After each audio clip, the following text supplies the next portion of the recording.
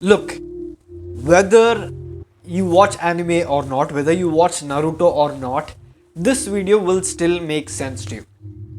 So you don't have to worry about that. Now, with that said, in this video, I am going to be telling you 3 ways to get people to respect you. If there's one thing that we all like, that we would all like from our work life or from personal life or from social life, is that we want to be respected. Right? Everyone has that need. So I am going to be using Naruto as an example, and I am going to be telling you guys how do you build respect. He does it in the show, in the series, in anime he does it, and I'm going to be telling you how you can do similar to something that he does in this video. So with that said, let's begin.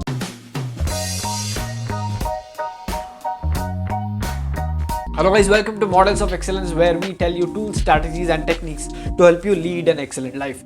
Now, since we have picked Naruto as our model for today to learn, before I go further, let me tell you something important. Naruto is this character who isn't really respected in the beginning.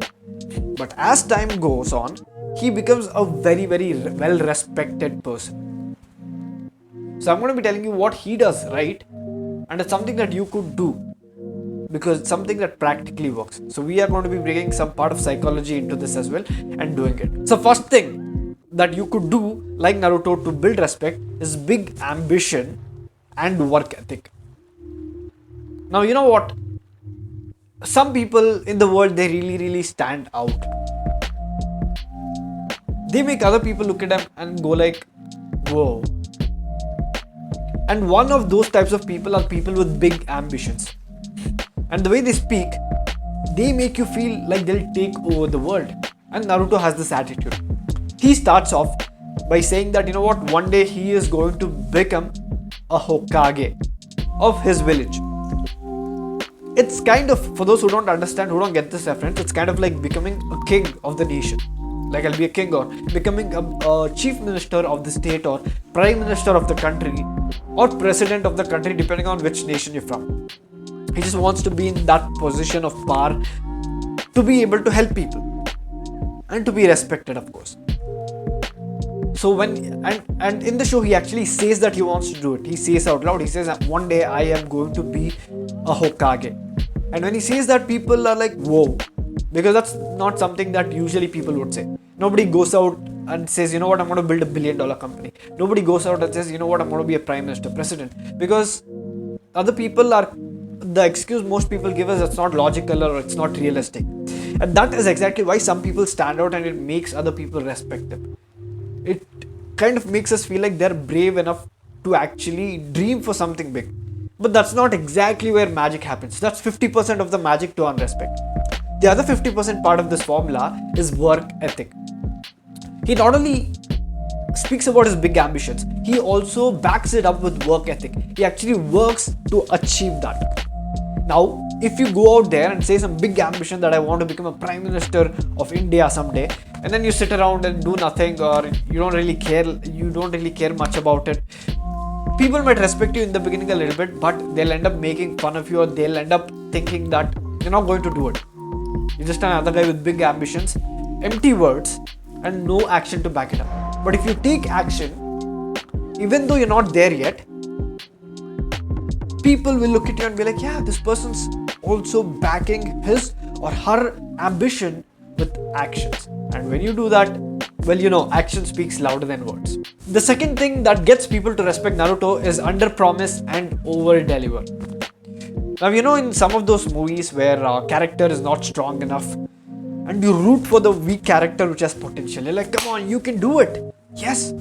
Imagine a race where a lot of people are not really cheering for the person in the first place. They're cheering for a person who's trying hard, who's actually trying to win, maybe even in the last position. And why? One thing you need to understand is we have a tendency to root for underdogs. We have a tendency to root for people who have potential but are not really achieving that potential. It's kind of like teacher taking a liking towards a very misbehaved child in a school, but that child has potential. So it's something like that. Now, Naruto is someone who people makes fun of because he is not able to learn some things that other people can. Maybe some fighting styles, some techniques he's not able to learn. and his classmates are able to learn it a lot quickly, or they are much smarter in the beginning of the show.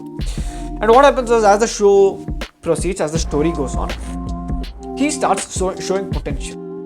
He starts getting good at things. People would not have expected him to perform so well, and when he does, people are like, wow, like damn, I underestimated this person. And all of a sudden, they respect him a lot more. Now, if you compare that to a normal person who kind of does well and people don't underestimate this person is not that respected as the person who was underestimated and then over-delivered. So what you can do is, I'm not telling you to go out there and then make a fool of yourself, or go out there and then under-promise. What I'm telling you is a simple thing. Try to outdo yourself. Try to work harder. Try to get good at things. And not only just deliver on the promise, over-deliver on the promise. Now, sometimes there's another part of it where a technique that people use in business is that they under-promise, or they promise knowing that they can over-deliver. Right? They may promise you like 30 minutes delivery.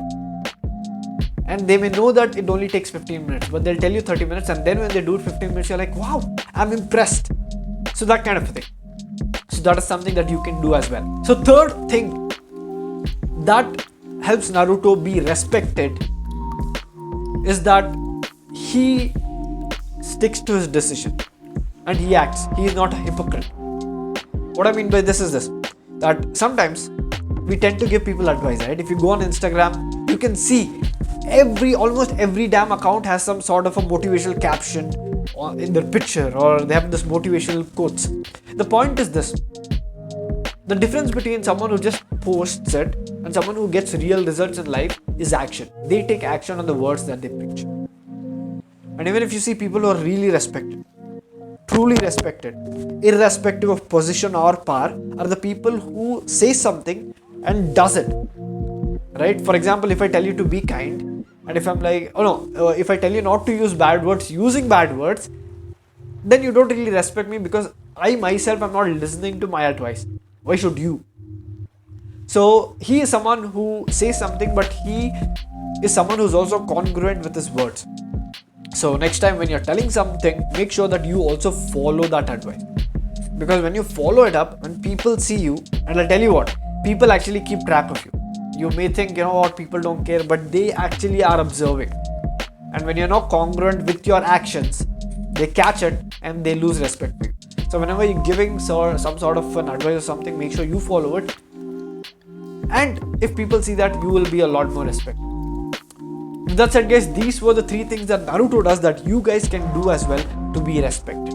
And you can do this irrespective of your position or power. With that said, if you felt like you learned something of value, something that you could use, then leave a like, hit that subscribe button. And this is Abhishek. I will see you in the next video. Signing off. Goodbye.